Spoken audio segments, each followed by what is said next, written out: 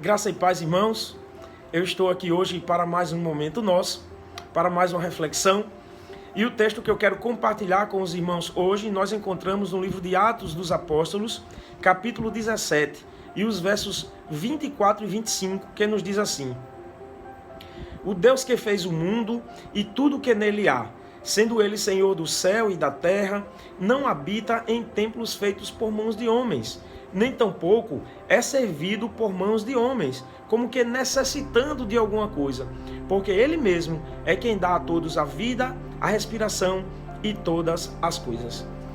Irmãos, esse texto aqui foi pronunciado pelo apóstolo Paulo quando ele estava ali na cidade de Atenas, e chegando ali um pouco antes dos discípulos, ele ordenou que Timóteo e Silas viessem ao seu encontro.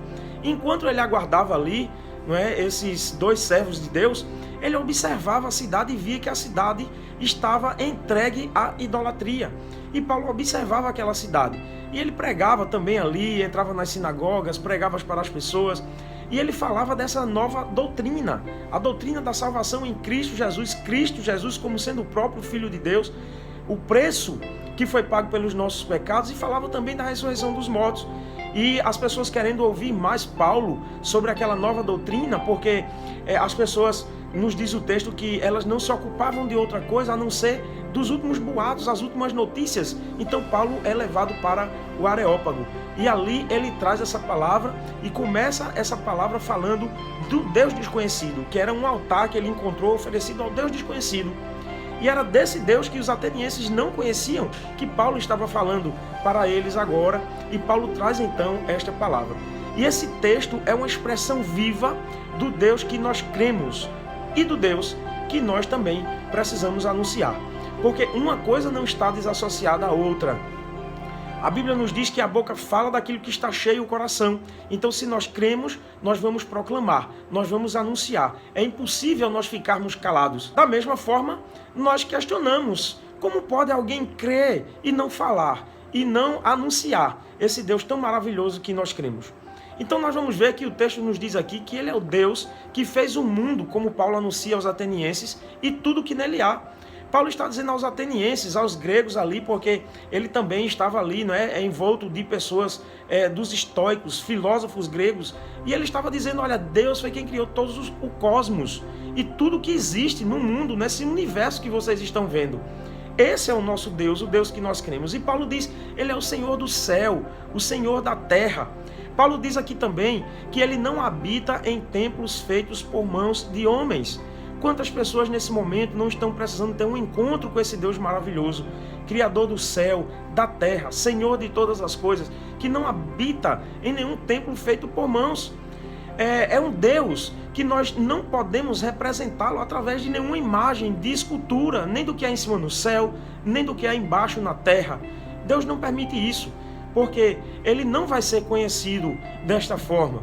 O texto nos diz aqui que ele é um Deus que não necessita de nada e nem pode ser servido pelos homens. Pelo contrário, quando Paulo diz isso, ele introduz o discurso aqui de que Deus, ele é justamente quem nos dá a vida, quem nos dá a respiração e todas as demais coisas que precisamos. Então Deus não é um Deus que está para ser servido por nós, não, mas é um Deus que nos serve. E como nos diz o texto aqui, nos serve com a própria vida, com a respiração e com todas as coisas. É necessário crer, mas é necessário também proclamar. Por isso eu convido você, meu querido irmão, minha irmã, se você crê nesse Deus maravilhoso, comece a falar deste Deus urgente, porque urge, principalmente no momento em que nós estamos vivendo, a necessidade de anunciarmos, de falarmos deste Deus. Quantas pessoas estão precisando ter um encontro com esse Deus maravilhoso, esse Deus que nos dá a vida. Fale do Deus que te dá a vida. Fale do Deus que te dá a própria respiração, e a partir da respiração, que é uma necessidade básica do ser humano, pois ninguém pode parar de respirar.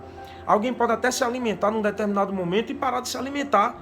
Pode até de repente trocar de roupa e fazer tantas outras coisas e de repente parar de fazer, mas de respirar é uma constante na nossa vida. É Deus que nos garante isso. Fale desse Deus, esse Deus que nos dá a vida, esse Deus que nos dá o ar que respiramos, esse Deus que nos dá até mesmo a vida eterna. promessa dele em seu Filho Jesus Cristo. Anuncie, fale dessa verdade. Se você crê, você vai falar.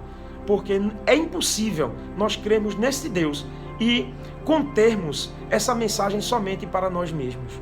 Façam uso das ferramentas, das mídias sociais, publique as mensagens, as pastorais que nós estamos colocando, mas também leve uma palavra sua, um testemunho seu, um versículo que Deus lhe dá na palavra. Faça isso com outras pessoas, porque nós estamos passando por um momento em que realmente as pessoas precisam urgentemente ter um encontro com esse Deus maravilhoso, esse Deus que nós cremos, o Deus que Paulo pregou, também é o Deus que nós cremos e precisamos pregar.